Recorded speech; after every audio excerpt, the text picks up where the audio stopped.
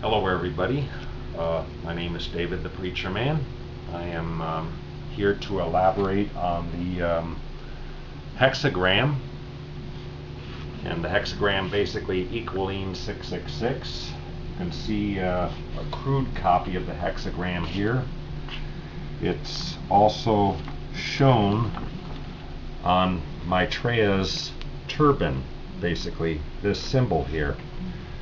Maitreya is, I believe, the first beast, first Antichrist mentioned in Revelation chapter 13. But before I go any further, the things that are really screwed up about the world is, I've been called anti-Semite, I've been called hater, and basically it's much easier to say that than for one to do one's own research and to understand what's being said. Sometimes I think it's that they're just too lazy to do their own research, so it's very easy to get angry at somebody and call them an anti-Semite. That's a lot easier.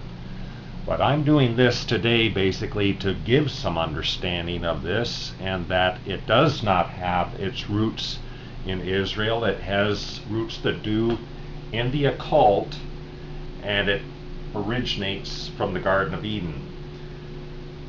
I'm basically talking about the hexagram, and I guess the best way to start with this is to talk about its origin. Its origin is in the Garden of Eden. And I got a kind of a paper here to kind of go over, because I got some points I want to line out about this. And so the best way to do this is to start at the beginning.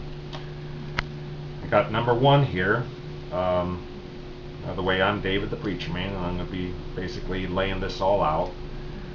The hexagram's origin is in the Garden of Eden via the Lord God, and I believe Lord God in Genesis 2 is actually a euphemism for Lucifer.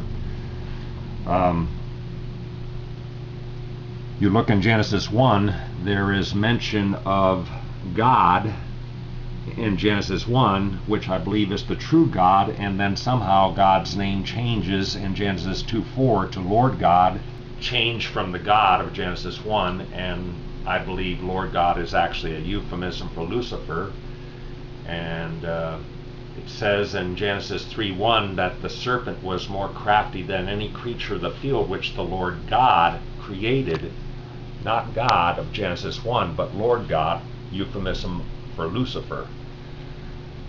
But that's basically where the hexagram's origins are found, is in the Garden of Eden. So basically this was 2,000 years before Abraham, so the hexagram has no ties to original historic Israel. It's tied up in two deities, basically the Luciferic deity and the satanic serpent deity. That is where the six-pointed star, or the two triangles interposed over each other, originate from. So it has no Jewish origin, number two here. Number three, coming up to our modern times, 17th century or whatever, we got this man named Rothschild. We also have the Freemasons, and they were bankers, and they were fascinated with the six-point star.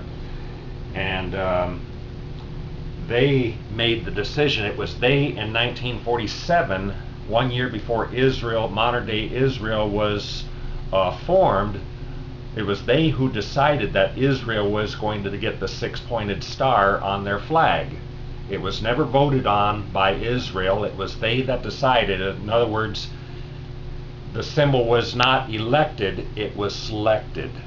It was selected by the Rothschilds, it was selected by Freemasons, and it was they that decided that Israel was going to get the six-pointed star symbol. And I will show you a symbol later on in the program here.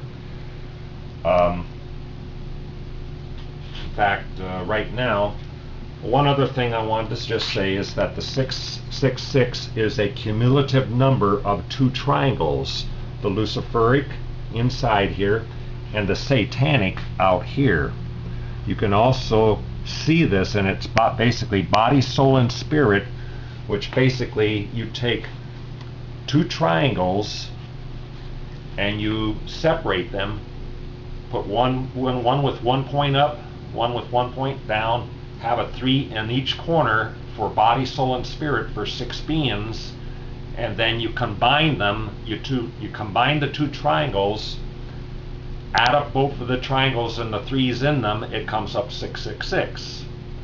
The other way of deriving 666 from the 6-pointed star is 6 lines to make the triangle or the hexagram,